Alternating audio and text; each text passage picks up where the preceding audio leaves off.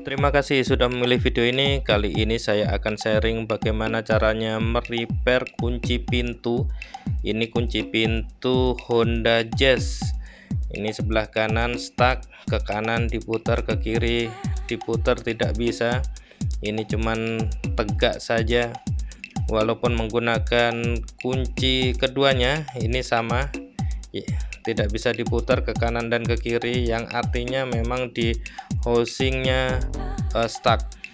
Ya, ini langkah pertama saya sarankan sebelum melakukan repair yang besar, melakukan bongkar pasang, lakukanlah penyemprotan netran atau lubrikan. Ini saya menggunakan WD-40 karena kemungkinan kita sudah terlalu sering menggunakan remote, jadi tidak pernah mengoperasikan kunci, jadi dia akan stuck. Apalagi dengan cuaca hujan ataupun panas, dia memungkinkan untuk menjadi kerak-kerak di dalamnya. Apabila sudah menggunakan penetrating, sudah didiemin beberapa saat tetap stuck, nih sama punya saya tetap stuck, kemungkinannya adalah kita harus merepair, harus membuka lebih dalam lagi kira-kira apa yang terjadi dengan rumah kunci ini. Teman-teman, untuk membuka door trimnya, bagaimana membuka door trim dari Jazz GD3 ini, silahkan cek di video saya yang lain, karena di playlist GD3 tentu saya akan membuat tutorial bagaimana cara membukanya. Dan ini kita lihat di dalam memang terlihat kering sekali. Ini kuncinya, bagaimana cara membukanya. Yang pertama-tama adalah menggunakan obeng kecil. Ini kaitkan di sisi ini ada kawat pengait.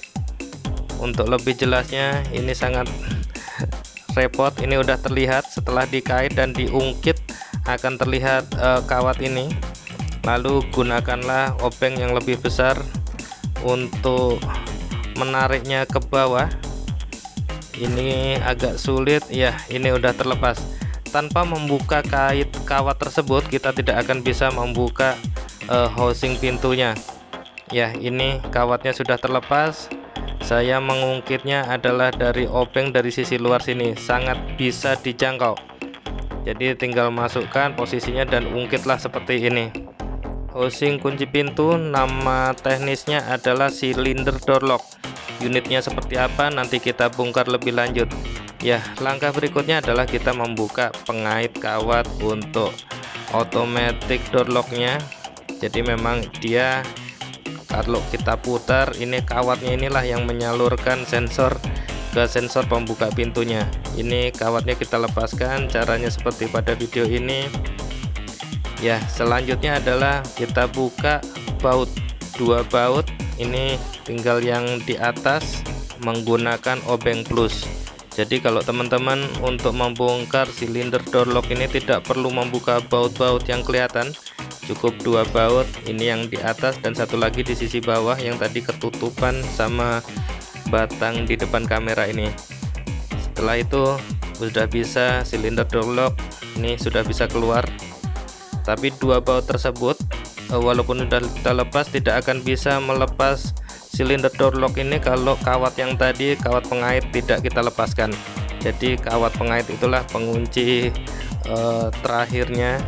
Tapi kita buka pertama saat ini. Ya, ini sudah terbongkar silinder door lock. Ini bentuknya seperti ini. Ini adalah untuk sisi pintu kanan. Dan ini tadi sudah kita repair. Ini sudah berfungsi. Jadi harusnya ketika ini kita putar ke kiri, dia akan balik ke tengah lagi seperti ini. Karena ada pegasnya. Ini diputar ke kanan juga akan balik seperti ini otomatis karena juga ada pegasnya. Tadi ini saya repair sendiri, tapi saya tidak menyarankan teman-teman repair sendiri karena harus disesuaikan dengan profil anak kuncinya. Bila teman-teman mempunyai alat yang cukup, barulah silahkan repair sendiri, karena harus membuka sisi belakang ini, barulah silindernya bisa kita lepaskan. Ya, untuk pintu kanan dan pintu kiri ini berbeda bentuknya. Jadi teman-teman kalau membeli unit baru juga silahkan disesuaikan untuk pintu kanan atau pintu kiri. Ini tinggal kita pasang kembali, yang secara umum berlawanan dengan cara melepasnya tadi.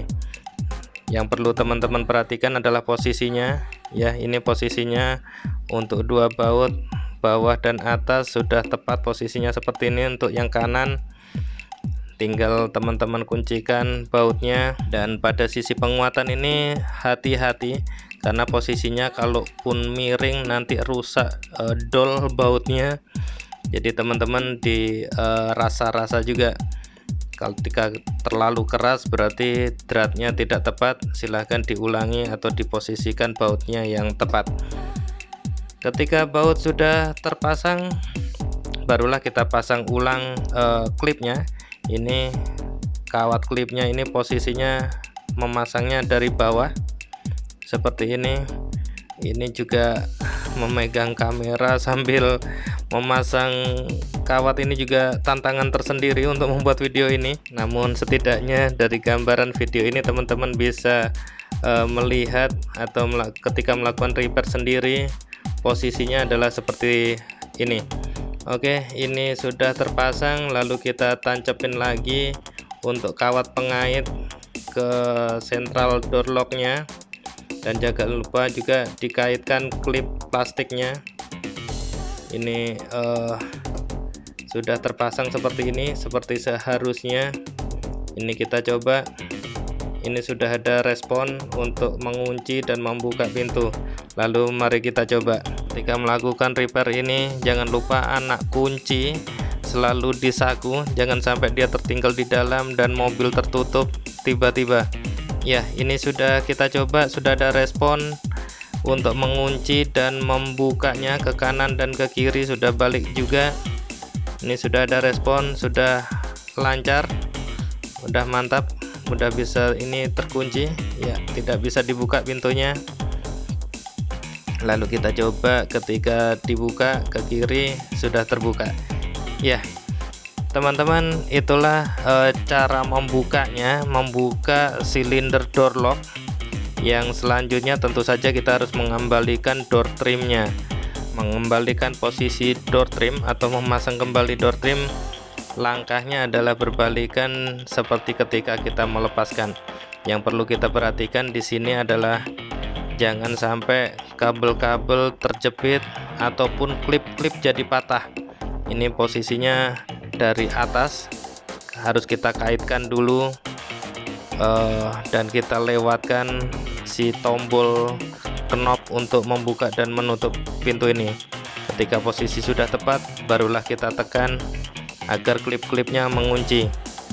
Ya, selanjutnya adalah kita memasang kembali handle pintu di dalam.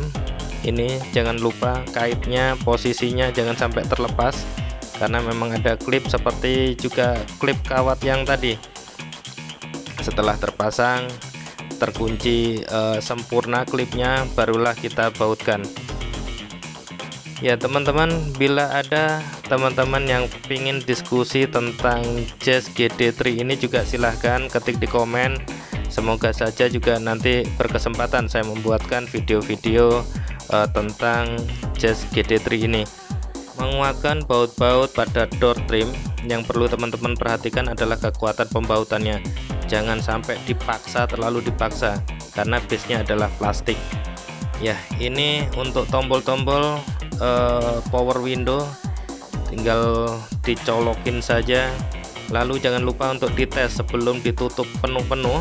Ini tes apakah semua tombol sudah berfungsi sempurna. Depan kanan, depan kiri, belakang kanan, belakang kiri, semuanya harusnya terkoneksi dengan baik. Oke, selanjutnya barulah kita bautkan lagi penguat-penguat door trim. Ini jangan juga bersisa baut kita.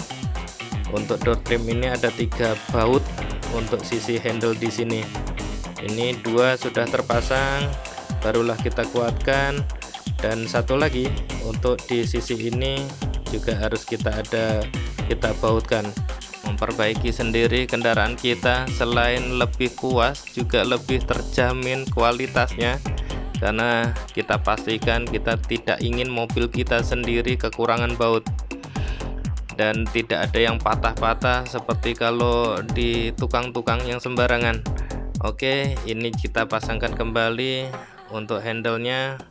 Setelah tepat barulah kita tekan-tekan untuk posisinya agar pas. Dan ini sudah terhubung semua, udah terpasang semua. Itu saja sharing dari kami. Terima kasih. Silakan selalu like dan subscribe channel Doni Senoaji untuk informasi-informasi menarik lainnya.